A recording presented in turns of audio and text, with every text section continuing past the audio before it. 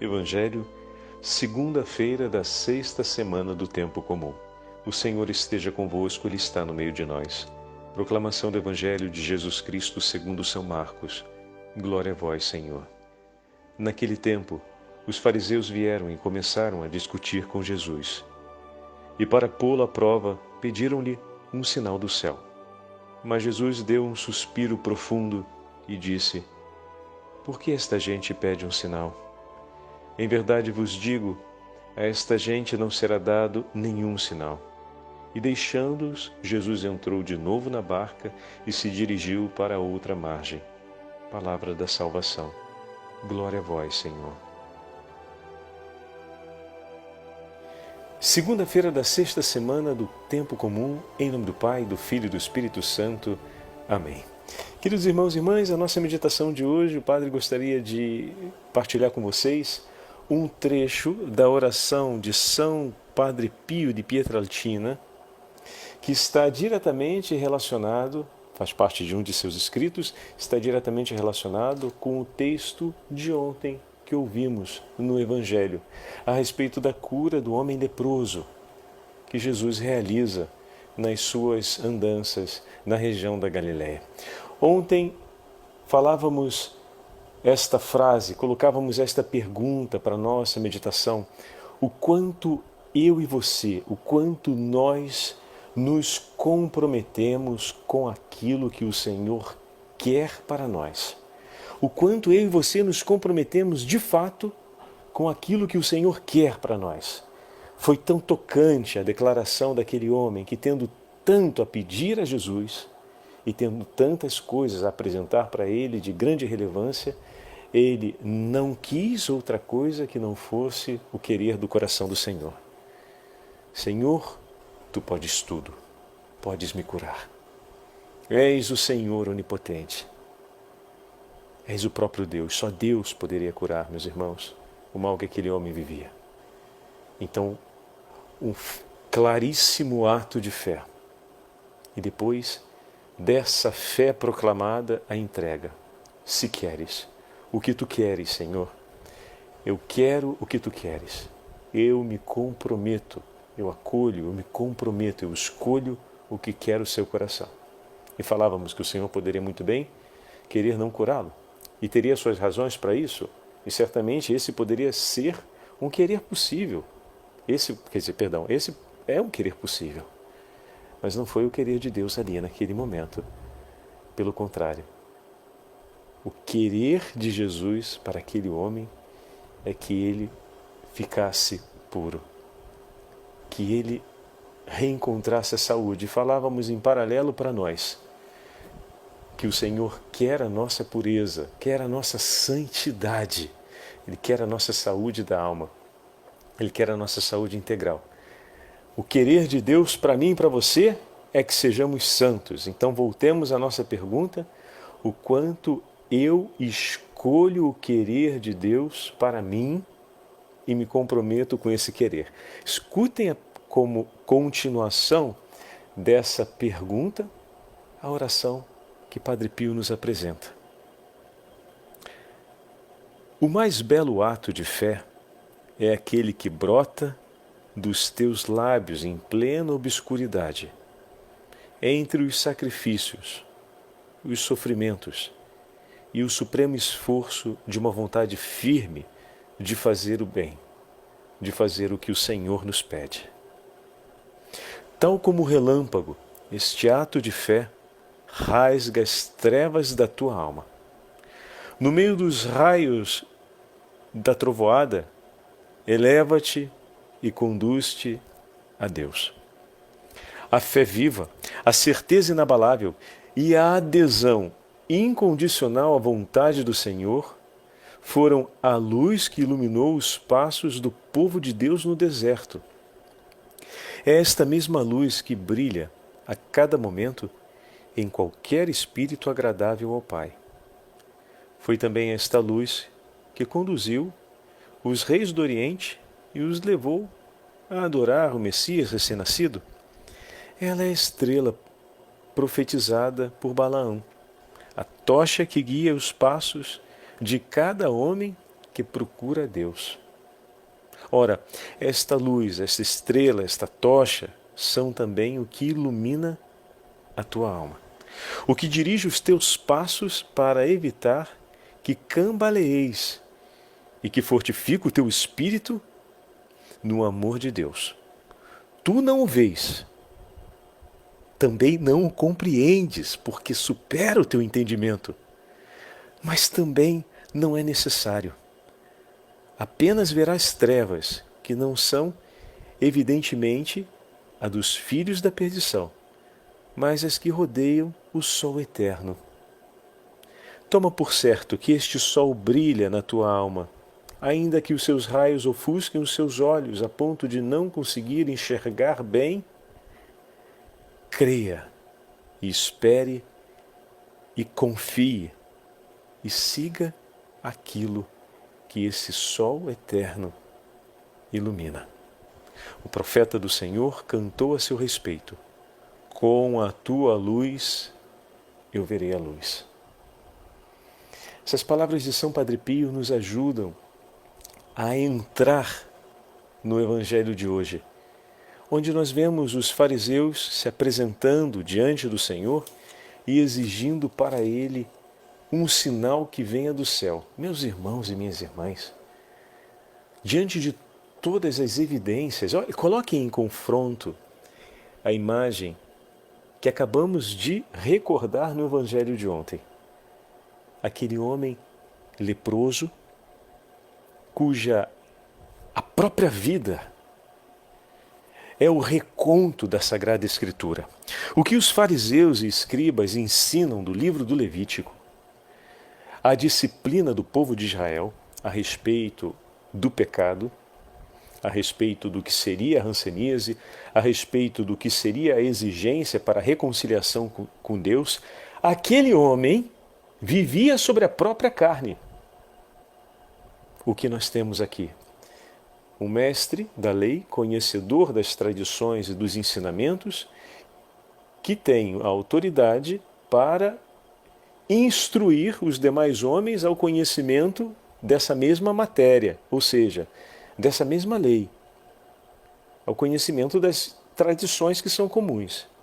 E do outro lado, temos o outro personagem, que é o homem acometido da hanseníase, que vive tudo aquilo que o outro ensina no concreto da vida, que traz o seu coração macerado por um caminho penitencial, que tem continuamente nos seus lábios a súplica pela misericórdia de Deus, que desde quando se viu na doença não buscou outra coisa senão viver a piedade e suplicar a Deus dia e noite incansavelmente que ouvisse as suas preces e que fosse ao menos um pouco misericordioso diante de todo o seu sofrimento. Aquele homem, da sua própria vida, colheu o ensinamento e a experiência do que é suplicar a Deus o perdão e do que é buscar a retidão para viver reconciliado com Deus. Todo o sinal que ele poderia esperar da parte de Deus estava sendo cultivado sobre a sua vida. O que isso significa, padre? Veja, aqueles homens fariseus e escribas haviam estudado intensamente as Escrituras e as tradições. Então, a princípio, melhor do que ninguém, estariam qualificados, atenção a isso, para reconhecer os sinais de Deus, porque receberam dos céus competência e dons naturais, e talvez dons também extraordinários, para adquirir o conhecimento e para adquirir a capacidade de ensinar. Foram revestidos de uma autoridade, porém, não obstante tudo, a vida deles não se tornou uma experiência de tudo aquilo que haviam aprendido e recebido de Deus. Estão percebendo? Porque diante das evidências contundentes dos milagres realizados pelo Messias e da pregação messiânica de Jesus, eles ainda assim não conseguem acolher ali uma evidência a respeito da presença do próprio Deus. Não estamos falando de reconhecer ali imediatamente que Jesus é o Filho de Deus. Haveria condições para tal, obviamente, como sabemos, no decorrer da revelação do Senhor, eles alcançariam essa compreensão. Mas, como o próprio São Padre Pio observa, pegando uma figura que nós usamos na nossa meditação, né, a referência aos reis do Oriente, que não tiveram conhecimento profundo da Sagrada Escritura, das tradições, nem tampouco da lei mosaica, entretanto, foram capazes de identificar que estava por chegar um grande rei, o Messias, aquele que viria para reinar sobre Israel, como diziam os profetas, que eles liam enquanto literatura, não enquanto exercício da religião, porque eles não eram filhos de Israel, mas eles liam enquanto homens doutos do saber. Então, esses aqui tinham tudo para poder viver uma profunda experiência de fé, ou seja, através dos sinais, por meio dos dons que receberam, através dos sinais que o Senhor dava, por meio dos eventos messiânicos, ou seja, os milagres, os exorcismos e a proclamação, a pregação evangélica, eles poderiam reconhecer que sobre Jesus estava a presença de Deus e posteriormente compreenderiam que se tratava do Messias prometido, o Filho do Deus vivo. Agora, não. Faltou no coração deles a fé. Faltou no coração deles a adesão àquilo que o Senhor testemunhava. Eles não podem dizer que o Senhor não lhes deu um sinal. Vocês percebem? Porque desde a tenra idade, quando começaram a formação para serem fariseus e mestres da lei, já estavam recebendo tudo o que era necessário da parte de Deus para que soubessem reconhecer os sinais.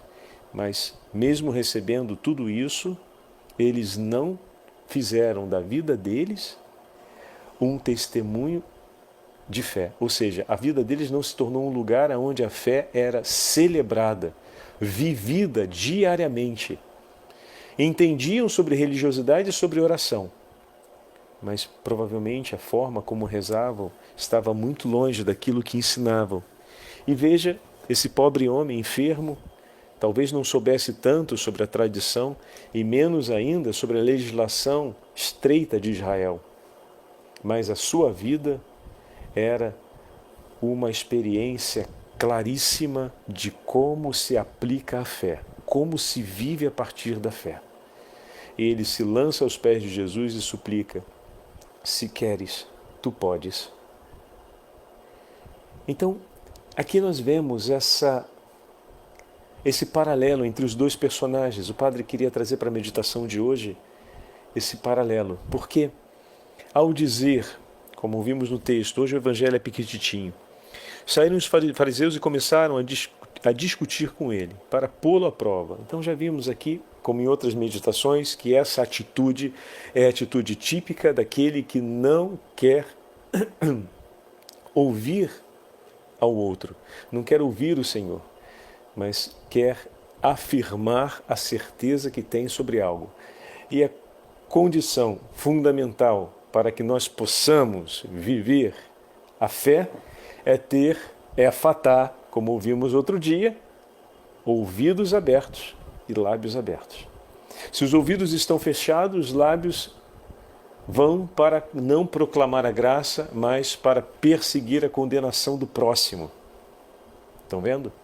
Agora, quando os ouvidos se abrem para acolher a palavra do Senhor, olha aí novamente o exemplo do nosso irmão que foi curado pelo Senhor, que ouvimos ontem.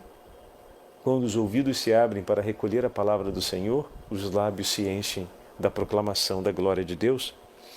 Então, É importantíssimo pedirmos o dom da fé, mas quando o Senhor diz que não será dado um outro sinal, não será dado um sinal, não significa que Jesus faz uma rejeição ao pedido deles, mas é uma dura constatação daquilo que se tornaram.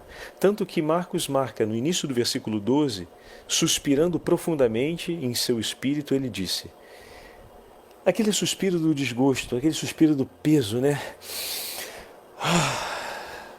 Ou seja, quando a pessoa encontra o cansaço diante da... É forte essa imagem, né?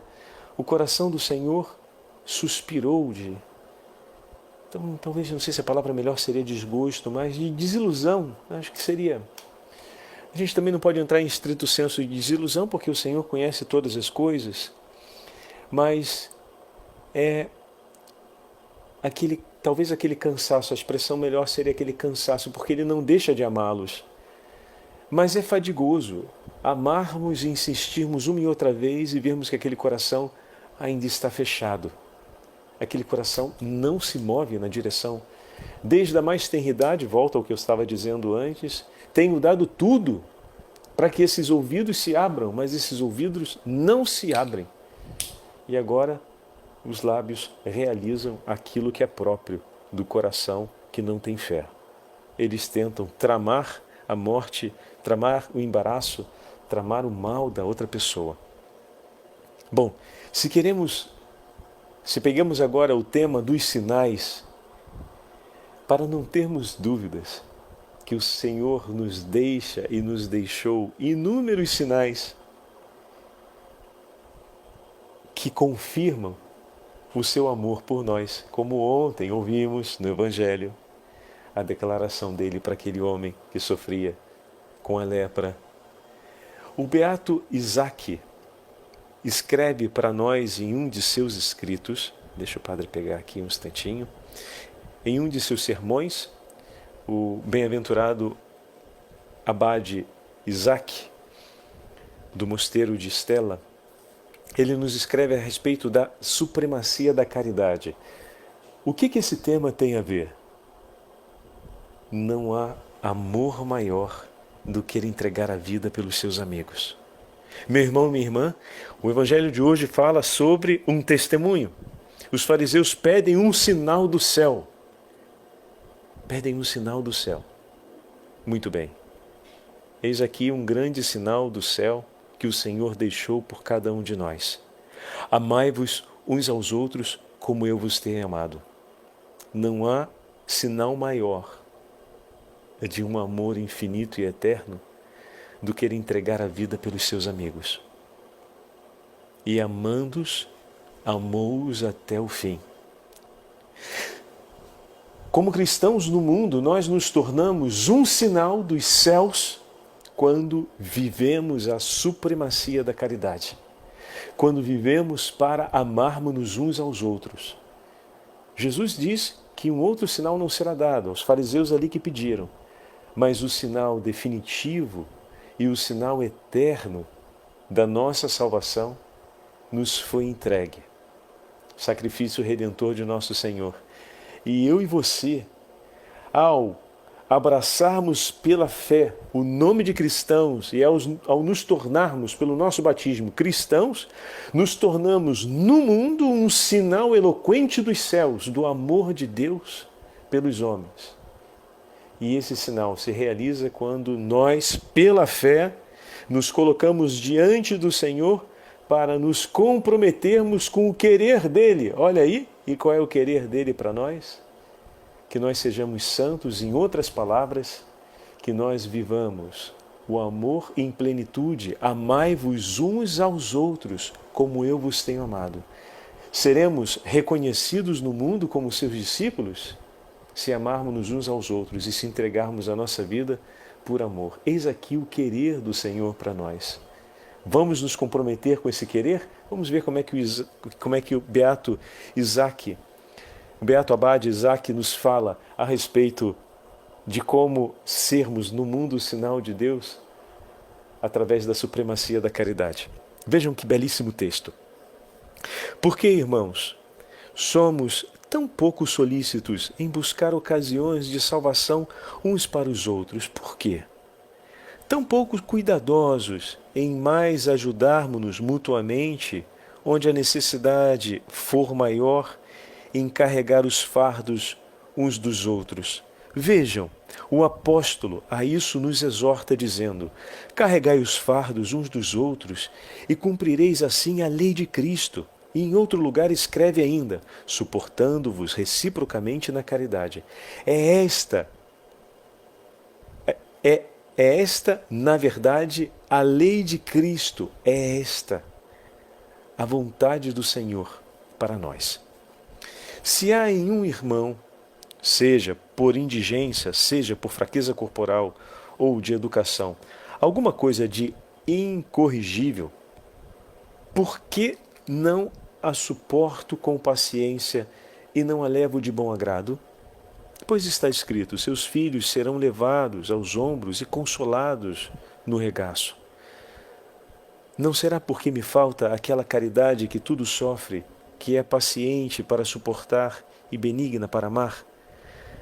Certamente esta é a lei de Cristo, dele que assumiu verdadeiramente nossas enfermidades pela paixão e suportou nossas dores pela compaixão, amando os que carregava, carregando os que amava. Quem ataca o irmão em necessidade, quem põe armadilhas de qualquer tipo à fraqueza do próximo, está sem dúvida alguma sujeito à lei do demônio e a obedece. Nós fomos libertados pelo sangue redentor de Cristo. Sejamos então compassivos uns pelos outros, amantes da fraternidade, pacientes com as fraquezas, perseguidores dos vícios, e não armemos ciladas para colocar em queda nossos irmãos em suas fraquezas, especialmente naquelas fraquezas que mais nos irritam. Toda vida que se preocupa sinceramente com o amor de Deus e por Ele, com o amor do próximo, é mais aprovado por Deus, seja quais forem suas observâncias e seus usos religiosos. A caridade é aquela em vista da qual tudo se deve fazer ou não fazer, mudar ou não mudar. É ela o princípio e o fim que devem regular tudo entre nós. Nada é culpável quando feito por meio da caridade e em conformidade com ela. Oxalá ela nos seja concedida por aquele a quem não podemos agradar sem ela, pois sem ele nada absolutamente podemos. Ele que vive e reina, Deus pelos séculos dos séculos. Amém. Que bela frase essa. Oxalá ela nos seja concedida por aquele a quem não podemos agradar sem ela. Que ela nos seja concedida a caridade dos céus por aquele a quem não podemos agradar sem que ela esteja conosco. Deus nos ama e nos dá a sua caridade para que nós possamos fazer o seu coração feliz, fazer o coração de Deus feliz, meus irmãos.